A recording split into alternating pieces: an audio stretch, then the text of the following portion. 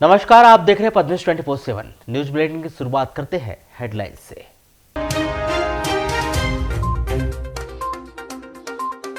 बंद स्कूल ने स्वास्थ्य विभाग की बढ़ाई परेशानी। 15 से 18 वर्ष आयु वर्ग के सेकेंड डोज के लिए शुरू हुआ नया मंथन।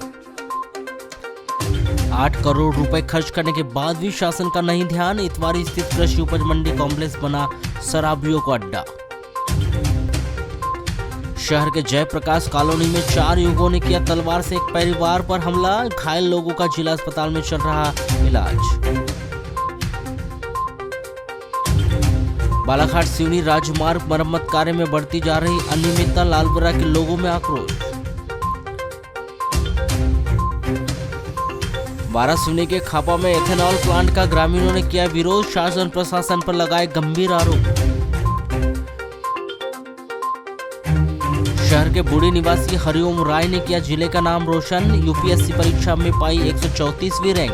भारतीय सेना में देंगे सेवाएं।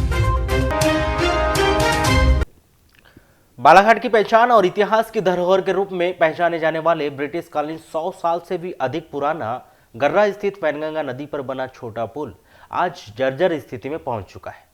जल्द इस पर ध्यान नहीं दिया गया तो यह इतिहास के पन्नों में गुम हो जाएगा।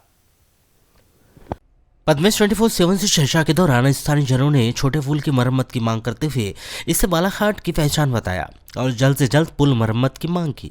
यही नहीं, इसके साथ ही यह चिंता भी जाहिर की कि पुल की इसी तरह अनदेखी होती रही तो वह दिन दूर नहीं जब यह पुल इतिहास के पन्नों में गुम हो जाएगा। बालाघाट जिला जो अपना वनगंगा नदी का छोटा पुलिया है, इस बहुत ही ज्यादा क्षतिग्रस्त हो गया है अंदर साइड से। तो आने वाले समय में टोटल ही क्षतिग्रस्त हो सकता है। इसको मतलब सुधार हो जाए ताकि बालाघाट जिले की धरोहर है ये वनगंगा नदी की धरोहर, पुराना पुलिया है अपना, इसलिए इसका जितने जल्दी मरम्मत हो जाए, सुधार हो जाए तो अपने बालाघाट जिले की धरोहर कायम रहेगी। अभी ये तो पता नहीं, इसलिए जो मेरे को दिखाई पड़ा उस बारे में वो बोल रहा हूँ कि अपने बालाघाट जिले की जो मतलब धरोहर है वो कायम रहे। यहाँ मछलियों को दाना देने के लिए थोड़ा विसर्जन, यहाँ की स्थिति दिख रही है, पुलिया थोड़ा क्षतिग्रस्त है, अभी निर्माण हुआ नहीं है, पूरा हालत जर्जर दिख रहा है। हालत बहुत अच्छे समझ में नहीं आ रहे हैं पुलिया की। क्या होना चाहिए? यहाँ कम से कम थोड़ा सा ऊंचा ब्रिज बनना चाहिए था ताकि राहगीर यहाँ से आना जाना सुविधा हो जिनके लिए। नहीं, प्रशासन के लोग ध्यान नहीं दे रहे हैं इस स्थिति में।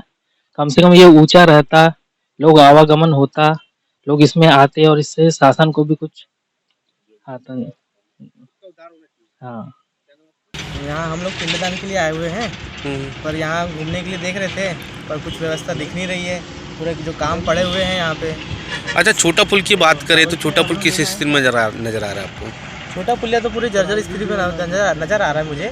जिस तरह से यहाँ मुरुम डली हुई है, इसका जो कार्य प्रगति में होना चाहिए था वो उस तरह से चल नहीं रहा है। यहाँ तो सब मेरे को अस्त व्यस्त दिख रही है। अच्छा, प्रशासन को ध्यान देना चाहिए ना कि प्रशासन को बिल्कुल ध्यान देना चाहिए। प्रशासन अभी सब कोविड में व्यस्त होंगे, नहीं तो फिर भी इसकी मरम्मत करके इसको ठीक ठाक। बिल्कुल मरम्मत तो होनी चाहिए, बिल्कुल होनी चाहिए मरम्मत। लेकिन अब क्या कर सकते हैं, अब किसको दोष देंगे? वही है कि अब यहाँ कोई अधिकारी भी नहीं है जो निरीक्षण करे, ध्यान दे अपना। पूरी बिगड़ गई है, आने जाने की जगह भी ख़राब है और ऐसा पड़ा है जैसे कि यहाँ पे कुछ होना ही नहीं है। तो कब से मट्टी उट्टी पड़ी हुई है? ये कम से कम 1 महीना हो गया। तो क्या कुछ होना चाहिए था कि यहाँ पे? हाँ, कम से कम इस पुलिया की सुधार करना चाहिए। आने जाने वाले लोग इधर उधर के आते बेचारे, उनको भी अच्छा लगता है, अपनी नदी है करके। अच्छा, बालाघाट की लाइफलाइन है ना छोटा? हाँ, लाइफलाइन है, बहुत बढ़िया लगता है। और ये डाल दी है मिट्टी तो पूरा ख़राब लग रहा है। और जैसे अगर टूट फूट गई है तो उसको मरम्मत भी नहीं करवाना चाहिए, सुधरवाना चाहिए इसको। अच्छा, प्रशासन क्यों ध्यान नहीं दे रहा है इस पर? अब वो प्रशासन के ऊपर है, क्यों नहीं ध्यान दे रहा है या अधिकारी लोग नहीं करवाना चाहते। वैसे तो छोटा पुल बीते कई वर्षों से इसी स्थिति में पड़ा हुआ है, लेकिन समय समय पर जिम्मेदारों के द्वारा ध्यान दिए जाने की वजह से वह सुरक्षित है। लेकिन स्थानीय जनों की बातों पर ध्यान दिया जाए तो पुल पर महीनों से इसी तरह की मिट्टी पड़ी हुई है, कोई ध्यान नहीं दिया जा रहा है। आपको बता दें कि बीते दिनों के दौरान ही जब बड़े पुल पर जाम लगा, छोटे पुल से लोगों ने आवागमन किया। हालांकि बरसों पुराने जर्जर पुल से आवागमन करना किसी खतरे से खाली नहीं है, बावजूद इसके कि लोग इसे पैदल चलने के लायक बनाने की मांग कर रहे हैं। स्वास्थ्य विभाग के द्वारा 3 जनवरी 2022 से 15 से 18 वर्ष आयु वर्ग के स्कूली छात्रों और शाला त्यागी बच्चों को कोविड वैक्सीनेशन शुरू करवाया गया। स्कूल में एक स्थान पर बड़ी संख्या में छात्रों की उपस्थिति की वजह से बड़ी ही जल्दी स्वास्थ्य विभाग ने पहले डोज का टारगेट पूरा कर लिया, पर कोविड की वजह से स्कूल बंद होने के कारण दूसरा डोज के लिए नई योजना बनानी पड़ रही है। स्वास्थ्य विभाग से मिल रहे आंकड़ों के अनुसार 15 से 18 आयु वर्ग के बच्चों को जिले के भीतर 11 ब्लॉकों में कुल 1,16,536 पहला डोज लगाने का काम पूरा हो चुका है। 3 जनवरी से शुरू हुए वैक्सीनेशन की वजह से 28 जनवरी के बाद से ही 28 दिन पूरे होने पर दूसरा डोज लगाने की तारीख आ चुकी है। ऐसे में पहले से बंद स्कूल, उस पर बीते दिनों अचानक पॉजिटिविटी की बड़ी संख्या, एक साथ इतने अधिक छात्रों को एक स्थान पर बुलाना और वैक्सीनेशन करवाना स्वास्थ्य विभाग के लिए थोड़ा परेशानीजनक दिखाई दे रहा है। 15 से 18 वर्ष का जो लक्ष्य था हमारा राज्य शासन द्वारा 1,16,536 का लक्ष्य दिया गया था, जिसमें 15 से 17 92,217 बच्चों तो और 18 वर्ष थे 25,904 बच्चों तो, ऐसा टोटल 120 बच्चों को हमारा वैक्सीन आता है। जो लक्ष्य था 100% प्राप्त किया है हमने। सर, लक्ष्य के बावजूद भी बच्चे भी आ रहे हैं, ऐसी जानकारी लग रही है। हाँ, लक्ष्य के बावजूद भी बच्चे आ गए। कल 77 बच्चे आए थे। अब लक्ष्य कंप्लीट होने के बाद बच्चे वही आ रहे हैं, या तो जो 14 से 15 में प्रवेश हुए हैं, जिनका 14 साल 2 महीना 14 साल 1 महीना हुआ है, वो भी सॉफ्टवेयर ले रहा है। तो आपके न्यूज़ चैनल के माध्यम से सभी से निवेदन है, जो भी 2007 में जन्मा बच्चा है वो बच्चा अपना वैक्सीन अवश्य लेता है। 15 साल होने का वेट न करे। 2007 में थी जन्मा है और 14 साल 2 महीने का भी है, तो उसे भी वैक्सीन लग रही है। स्वास्थ्य विभाग इसके लिए बाकायदा 18 वर्ष से अधिक आयु वर्ग के वैक्सीनेशन की तरह आंगनवाड़ी, स्कूल, स्वास्थ्य केंद्र में वैक्सीनेशन करवाने की तैयारी कर रहा है।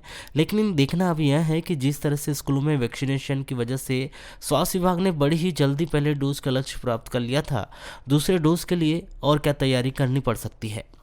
सेकेंड डोज से 31 जनवरी से चालू हो जाएगा। जिन बच्चों ने 3 जनवरी तक अपना प्रथम डोज लगाया है वो 31 जनवरी से अपना सेकेंड डोज अवश्य लगवाएं।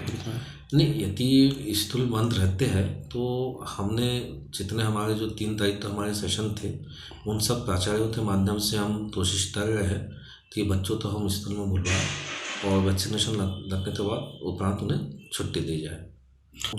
सर, अगर स्कूलों में बच्चे नहीं आते तो फिर किस तरीके की तैयारी कर रहे हैं? उसमें यह है, जैसे हमने फिर 18+ तक दिया था हमने, कि जितने भी हमारे विलेज लेवल है, विलेज लेवल पे हम अपना वैक्सीनेशन के सेशन बताए थे, और उस विलेज में जो बच्चा रहता है उस बच्चे को हम आशा, आंगनवाड़ी और जो हमारा ग्राम पंचायत का अमला है, सचिव है, GRS है, इनके माध्यम से हम सेशन साइड बुलाते हैं, उन्हें वैक्सीनेट कराते हैं।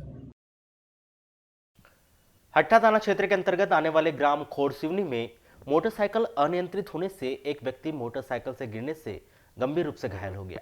घायल व्यक्ति सहजू पाचे 40 वर्ष ग्राम पिंडरई थाना ग्रामीण नवेगांव निवासी को जिला अस्पताल बालाघाट में भर्ती किया गया है।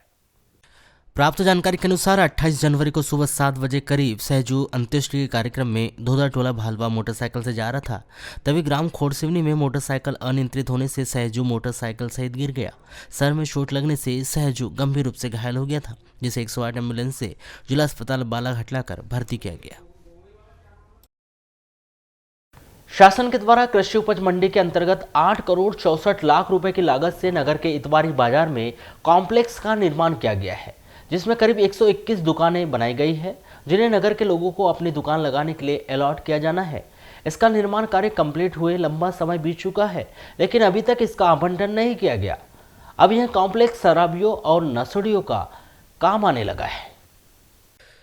बताया जा रहा है कि यहां शाम होते ही असामाजिक तत्व कॉम्प्लेक्स के भीतर देखे जाते हैं, जो शराब सहित अन्य नशीले पदार्थों का सेवन करते हैं, जिनका सबूत के तौर पर कॉम्प्लेक्स परिसर में ऊपरी हिस्से तक जगह जगह पर पड़ी शराब की बोतलें और पानी पाउच डिस्पोजल व अन्य सामग्री देखकर समझा जा सकता है। यहां कॉम्प्लेक्स के समीप निवासरत लोगों ने बताया कि यहां रात्रि के समय काफी असामाजिक तत्व रहते हैं, जो नशीले पदार्थों का सेवन करते हैं, जिनके द्वारा कॉम्प्लेक्स की कई सारी चीजों को तोड़फोड़ की गई है। फेंसिंग भी तोड़ दिया गया है तथा अंदर भी काफी चीजें क्षतिग्रस्त हो गई है।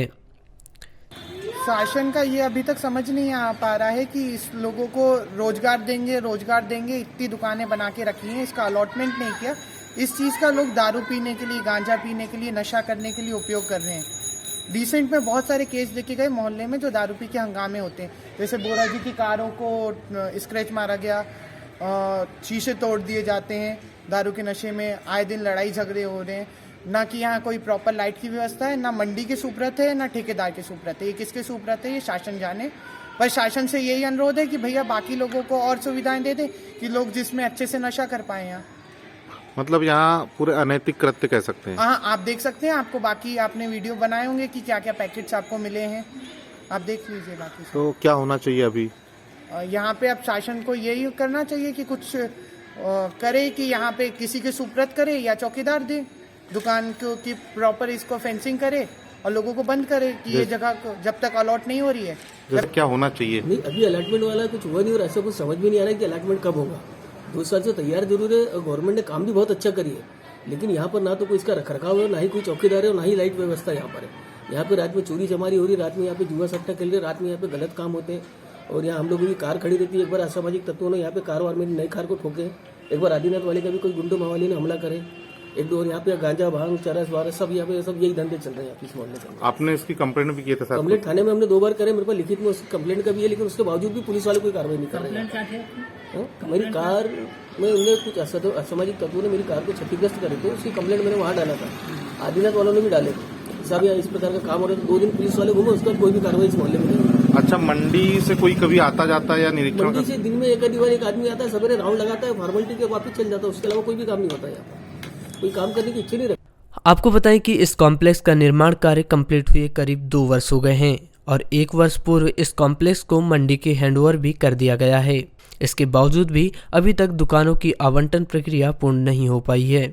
आपको बताएं कि इस कॉम्प्लेक्स का निरीक्षण करने के लिए मंडी के कर्मचारी दिन में 1 बार आकर निरीक्षण करते हैं, जिनके द्वारा यहाँ की सारी गतिविधियों की जानकारी मंडी प्रशासन को की जाती है। लेकिन यहाँ की गतिविधियों पर विराम न लगना कर्मचारियों का निरीक्षण भी सिर्फ औपचारिक ही नजर आता है। वहीं इसके संबंध में मोबाइल पर चर्चा करने पर कृषि उपज मंडी के सचिव श्री मड़ावी ने बताया कि दुकानों के आवंटन प्रक्रिया चल रही है, दुकानों का आवंटन जल्द ही किया जाएगा। नगर के वार्ड नंबर 29 जयप्रकाश कॉलोनी के भिखारी मोहल्ला में 4 युवकों ने हमला करते हुए एक महिला और उसके बेटे और बेटी को लकड़ी, हाथ बुक्कों से और तलवार से मारकर घायल कर दिया। 28 जनवरी को यह घटना आपसी रंजिश के चलते हुई। इस वारदात में अत्यधिक चोट लगने से घायल महिला लक्ष्मी चौरे उम्र 40 वर्ष वार्ड नंबर 29 जयप्रकाश कॉलोनी निवासी को जिला अस्पताल बालाघाट में भर्ती किया गया है। प्राप्त जानकारी के अनुसार लक्ष्मी चौरे बर्तन चौकी का काम करती है, जिसके पति की मौत हो चुकी है। परिवार में उसकी बेटी प्रिया उम्र 18 वर्ष और बेटा सिद्धार्थ उम्र 20 वर्ष है, जिनका किसी मोहल्ले के दुर्गेश के साथ काफी रंजिश बनी हुई है। बताया गया है कि 27 जनवरी को सिद्धार्थ चौरे और दुर्गेश के बीच किसी बात को लेकर विवाद हुआ था और दुर्गेश ने सिद्धार्थ से मारपीट की थी। 28 जनवरी को दुर्गेश ने सिद्धार्थ चौरे को पुनः मिलने बुलाया था, लेकिन सिद्धार्थ चौरे मिलने नहीं गया, जिसके बाद करीब 2:30 बजे दुर्गेश अपने साथी विक्की, मोची, छोटू और नोनीत के साथ सिद्धार्थ के घर पहुंच गया और सिद्धार्थ चौरे और उसकी बहन को गालियां देने लगा। उसी समय सिद्धार्थ की मां लक्ष्मी चौरे वहां आई और दुर्गेश को गाली देने से मना किया। तभी दुर्गेश ने तलवार निकालकर लक्ष्मी चौरे के दाएं हाथ पे मार दिया और विक्की ने पास रखी लकड़ी से उसके सर पर मार दिया। इसके बाद चारों ने लक्ष्मी चौरे के बेटे सिद्धार्थ चौरे और उसकी बेटी प्रिया चौरे को हाथ बुक्कों से मारपीट कर जान से मार डालने की धमकी दिए। इस वारदात में लक्ष्मी चौरे, उसका बेटा सिद्धार्थ चौरे और बेटी प्रिया चौरे घायल हो गए। अत्यधिक चोट लगने से घायल लक्ष्मी चौरे को जिला अस्पताल बालाघाट में भर्ती किया गया है। कोतवाली पुलिस ने लक्ष्मी चौरे द्वारा की गई रिपोर्ट पर विक्की, मोची, दुर्गेश, छोटू और नोनीत सभी वार्ड नंबर 29 जयप्रकाश कॉलोनी निवासी के विरुद्ध धारा 294, 323, 506, 34 भारतीय दंड विधान के तहत अपराध दर्ज कर विवेचना शुरू की है। कोतवाली पुलिस ने मेन रोड स्थित मयंक ज्वेलर्स के सामने से चोरी की गई एक्टिवा को जब्त कर इस एक्टिवा को चोरी करने के आरोप में आरोपी सुजलगिरी 20 वर्ष वार्ड नंबर 1 ITI रोड बूढ़ी बालाघाट निवासी को गिरफ्तार कर लिया गया है, जिसे न्यायिक परीक्षा में जिला जेल भिजवा दिया गया है। कोतवाली पुलिस के मुताबिक संदीप सूर्यवंशी नर्मदा नगर आनंद मार्ग वार्ड नंबर 32 बालाघाट निवासी जो नेटवर्क मार्केटिंग का काम करते हैं, जिन्होंने 25 जनवरी को सुबह 8 बजे अपनी एक्टिवा मेन रोड स्थित मयंक ज्वेलर्स के सामने खड़ी करके किरनापुर चले गए थे। संदीप सूर्यवंशी रात्रि 10:30 बजे किरनापुर से बालाघाट आए और मयंक ज्वेलर्स के सामने खड़ी एक्टिवा देखी, पर वहां पर एक्टिवा गाड़ी खड़ी नहीं मिली, जिसे कोई अज्ञात आरोपी चोरी कर ले गया था। संदीप सूर्यवंशी के द्वारा की गई रिपोर्ट पर अज्ञात आरोपी के विरुद्ध धारा 379 भारतीय दंड विधान के तहत अपराध पंजीबद्ध कर विवेचना शुरू की गई और अज्ञात आरोपी की सीसीटीवी फुटेज के आधार पर पतासाजी शुरू की गई। इस दौरान 28 जनवरी को मुखबिर से प्राप्त सूचना के आधार पर संदेही आरोपी सुजल गिरी उम्र 22 वर्ष से पूछताछ की गई, जिसने मयंक ज्वेलर्स बालाघाट के सामने से सफेद रंग की एक्टिवा चोरी करना स्वीकार किया। आदमी अगर अपने उद्देश्य को लेकर चले तो उसे पाना कोई मुश्किल नहीं है, बस इच्छा शक्ति और दृढ़ संकल्प होना चाहिए। ऐसा ही कर दिखाया है बालाघाट के बूढ़ी में अपने बड़े पापा के घर में रहकर पढ़ाई करने वाले छात्र हरिओम राय ने। छात्र हरिओम ने यूपीएससी की परीक्षा में ऑल इंडिया 134वीं रैंक हासिल कर नेशनल डिफेंस एकेडमी में जाने के सपने को पूरा किया है। हरिओम रॉय के बालाघाट पहुंचने पर नगर के पीजी कॉलेज में छात्र छात्राओं के द्वारा हरिओम रॉय का सम्मान किया गया तथा इस दौरान छात्र हरिओम रॉय ने कॉलेज के छात्र छात्राओं को बताया कि वे किस प्रकार से तैयारी कर चाहे नेशनल डिफेंस एकेडमी हो या अन्य बड़े पद पर जाकर कैसे कामयाबी हासिल कर सकते हैं। छात्र हरिओम रॉय ने बताया कि उन्होंने बचपन में ही सोच लिया था कि वे आर्मी में जाएंगे। इसके लिए उन्होंने कक्षा 11वीं से एनडीए की तैयारी प्रारंभ कर ली थी। नेशनल डिफेंस एकेडमी में उनका चयन हो गया और वे 1 फरवरी से ज्वाइन करने जा रहे हैं। उनका सपना है कि वे आर्मी की कैप्टन बने। सर वो पहले बचपन में जैसे रहता है ना बच्चों को कि आर्मी में जाएंगे, एक जोश टाइप था। उसके बाद मतलब तैयारी मुझे पता चला था कि एनडीए होता है 12वीं के बाद जो भी होता है, तो मैंने तैयारी कक्षा 11वीं से चालू कर दी थी। बाकी मेरा मोटिवेशन बचपन से था कि आर्मी में जाना है। फिर क्या चयन किसमें चयन हुआ? सर मेरा नेशनल डिफेंस एकेडमी जिसकी एग्ज़ाम यूपीएससी लेता है, उसमें मेरा ऑल इंडिया रैंक 134 आया है और एक तारीख को मैं ज्वाइन करने जा रहा हूँ वहाँ पर। अच्छा, ये कब हुई थी एग्ज़ाम और कैसे पता चला आपको? सर ये एक बहुत लंबी प्रोसीजर होती है इसकी। पहले इसका एग्ज़ाम यूपीएससी लेता है, उसके बाद इसका इंटरव्यू जो एसएसबी बोलते हैं सर्विसेज सिलेक्शन बोर्ड, 5 दिन के इंटरव्यू होते हैं। तो ये कुछ अप्रैल 18 में हुई थी इसकी एग्ज़ाम 2021 में, और मेरा इंटरव्यू 6 अक्टूबर को हुआ था और मेरी मेरिट लिस्ट 18 दिसंबर को आई थी और मेरा परसों ज्वाइनिंग लेटर आया है, तो मैं जा रहा हूँ एनडीए।